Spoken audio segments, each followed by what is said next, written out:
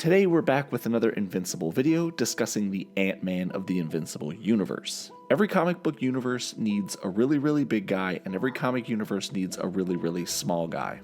Shrinking Ray is the small guy in the Invincible universe, and while he doesn't have a lot of appearances, I do think the character is poised to stick around and be a little cooler in the show than in the comics. As with most of our complete history videos, this is not going to cover every conversation or panel that Shrinking Ray is in, but it'll cover the majority of all of the most important elements of their comic book history.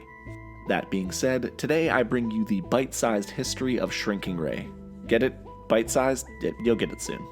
If you haven't already noticed by now, Shrinking Ray is a man in the comics and a woman in the animated series. And I know, Invincible woke bad. Maybe I should make 50 non-stop complaining videos about how a character with 10 appearances and no fans was ruined by something or other. Just kidding, I'm going to be a normal functioning member of society and tell you that Shrinking Ray's first comic appearance was Invincible number 9, written by Robert Kirkman and Ryan Ottley.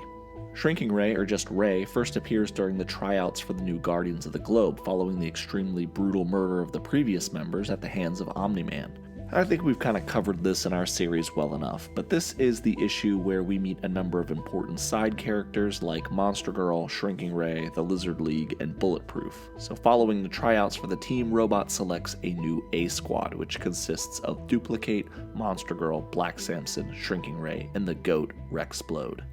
Quick detour. The Invincible guidebook actually gives us some background on the character not explained in the actual comic series. While we don't have a last name for Ray, we believe that he was employed by Micro Organics Ltd. In Bethesda, Maryland at the time of a fatal implosion that destroyed the company's nanotechnology lab. It's believed that Ray was an intern present at the time of the implosion of the lab, where somehow, miraculously, he received powers. The Guardians and the GDA both first noticed him when he saved the life of Lieutenant Governor of Vermont from a microscopic assassin. Ray even has his own rogues gallery, apparently called the League of Microscopic Assassins, but we never see any of this stuff in the comics. Now, on the team, Ray becomes an integral part of the various Earth defense missions that the Guardians are responsible for. He's part of the Guardians of the Globe team that takes on the second Flaxen invasion, and is later present when Bulletproof is added to the team by Donald Ferguson and Cecil Stedman. A few issues later, he's present during the invasion of another massive alien fleet. You can kind of see him here. Where is he? Oh, there he is. There he is. He has a dialogue box. He gets to say, check it out, guys. I think it's all done. Riveting stuff. Shrinking Ray is also part of the team that engaged Omnipotus when he invades Earth when Mark and Omni-Man are off planet. And for more info on that, check out our Omnipotus video. It's quick. Please check it out. We need the views. Ray, much like everybody else, gets absolutely manhandled by Omnipotus, who eventually is forced back to his own dimension by Black Samson and Robot. Even though we all know that Donald is the true hero of this battle with the business suit out and the heater, a true GOAT. His next major fight was against the telepathic villain named Mindmaster, and nearly all of the Guardians of the Globe members are put under Mindmaster's control except for Shrinking Ray due to him shrinking himself down so small that he avoided Mindmaster's abilities. Shrinking Ray has a chance to be the hero that turns the tide of battle, and he jumps at his chance, but Invincible, who is a few hundred feet up in the air well out of the range of Mindmaster's telepathic abilities, drops a rock on his head and knocks him out, stealing Shrinking Ray's glory, which obviously makes Ray pretty jealous. Shrinking Ray next appears in the second battle with Doc Seismic, this time commanding an army of lava men, who happen to break a ton of villains out of a Supermax prison. Wait, is he actually in this fight? Oh yeah, there he is, stabbing a dude in the eye. Damn, he goes hard. But Shrinking Ray's final adventure with the Guardians of the Globe takes place during issues 38 through 49, when the Lizard League invades a missile silo in Anderson, Wyoming. Stop me if you've heard this one before. The goal of the Lizard League is to hold the US hostage, and the majority of the heavy hitters in the Guardians of the Globe were in space at the time, dealing with a looming Sequid invasion. This left Ray, Duplicate, and Rexplode as the only heroes available to take on a team full of villains. Now, if you've already checked out the video on Rexplode, Duplicate, or the Lizard League, you already know what happens next. Ray and the others attempt to kick the doors in and take down the Lizard League, but are definitely not showing the team the respect they deserve.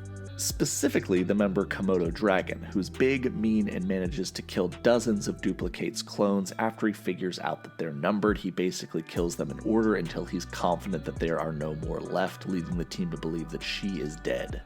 Rei, furious at the sight of Duplicate's dead bodies, attack Komodo Dragon head-on, which proves to be a pretty dumb plan. Komodo Dragon eats him in a single bite, killing him instantly. Rex manages to single-handedly stop the team. Literally. He gets his other hand bit off. You get it? I'm the king of puns. You guys don't appreciate me. We do eventually learn that Kate survives the ordeal, and for more info on that, check out her video. So Rei is technically the only member of the team who actually dies in this fight, and that basically ends his comic book history. I mean, also, when Mark goes back in time, we see Shrinking Rei again, but it's just in one single panel, so it's not really worth bringing up. But Rei dies pretty early on in the comics in issue 40, but his female counterpart in the show ends up surviving her encounter with Komodo Dragon just barely. So this kind of leads me to believe that perhaps the show has greater plans for Shrinking Rei in the long term than the comics ever did. Considering Amazon Studios wasn't able to secure the rights to every popular character, including a character named Tech Jacket, it's entirely possible that they might buff her powers and turn her into a character that's a little bit more central to the narrative and a bit more powerful.